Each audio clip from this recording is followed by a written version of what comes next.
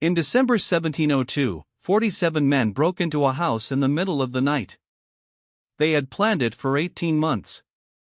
They found what they were looking for. And when it was over, they didn't run. They sat down and wrote a letter to the government, announcing what they had done. Then they waited to be arrested. Japan spent the next 3 months deciding what to do with them. And it couldn't. The story starts a year and a half earlier, with a man named Asano Naganori. Asano was a minor lord, not powerful, not famous, assigned to receive a group of imperial envoys at Edo Castle. It was a ceremonial job. The kind that required knowing the right protocols, the right positions, the right words. To learn them, he was sent to study under Kira Yashinaka. Kira was a senior official who specialized in court ceremony. He was also known for expecting gifts in exchange for teaching. Asano didn't pay. Why isn't entirely clear. Maybe he couldn't afford it. Maybe he considered it beneath him. Maybe he just didn't understand the expectation. Kira responded by making his life difficult. He gave Asano wrong instructions in front of other lords. He insulted him publicly. He made him look incompetent at exactly the moment when competence was the only thing that mattered. 4 weeks, Asano endured it. On March 14, 1701, inside Edo Castle, where drawing a weapon was explicitly forbidden, Asano reached his limit. He drew a short sword and attacked Kira. He wounded him twice. Shoulder. Face. Then he was pulled away. The shogun's judgment came the same day.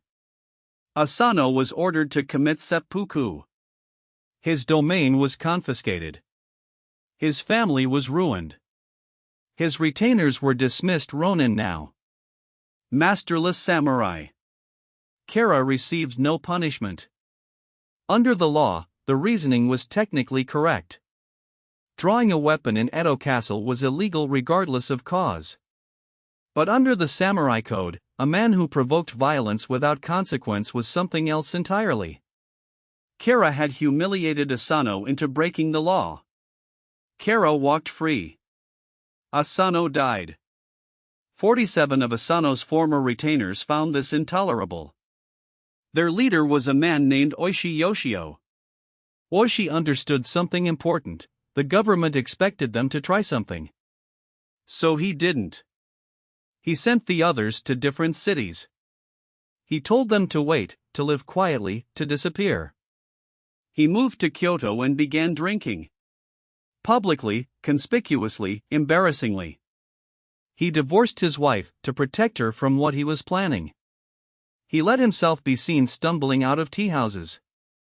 Once, a samurai from a rival domain found him drunk in the street and spat on him. Oishi didn't respond. He was building a fiction. A man this broken, this dissolute, no one would watch him. The surveillance relaxed. 18 months after Asano's death, Oishi quietly gathered the 47. December 14, 1702.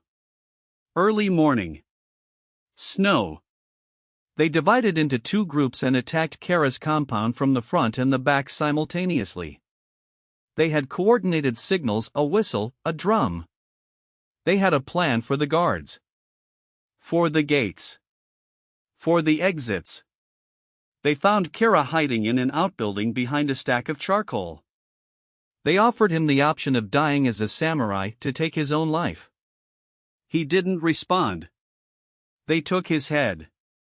They carried it across the city to Sengakuji Temple. They placed it at Asano's grave. Then they sent the letter. The government now had a problem. 47 men had just committed organized, premeditated murder. Private revenge was illegal. Vigilante justice was illegal. They could not simply be ignored. But they had acted with perfect loyalty, transparency, and discipline. They had announced themselves. They had shown the head before surrendering. They were celebrated in the streets of Edo. Theater performances based on their story were already being staged, hastily disguised as historical fiction to avoid censorship. Pamphlets circulated. If the government executed them as criminals, it would confirm that the original verdict Asano punished, Kara free had been unjust. If it pardoned them, it would validate private revenge as an acceptable response to government failure. There was no good answer. For almost 3 months, the shogunate debated. The decision came in February 1703. The 47 were permitted to commit seppuku. Not executed as criminals. Not pardoned. Given the death of samurai rather than the death of convicts. It was, by the standards of the time, a mercy. They died on the same day, at 4 different locations, by rank, in the order their lord had died before them. They were buried at Sengakuji, beside Asano.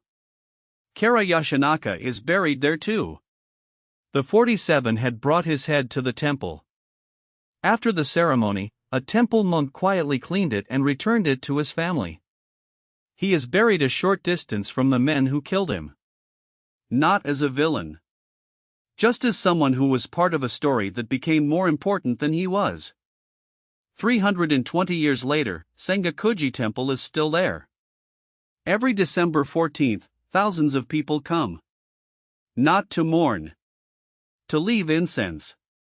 To thank 47 men for something they did in the snow, in 1702, because they had decided that a wrong needed an answer, and the government wasn't going to provide one.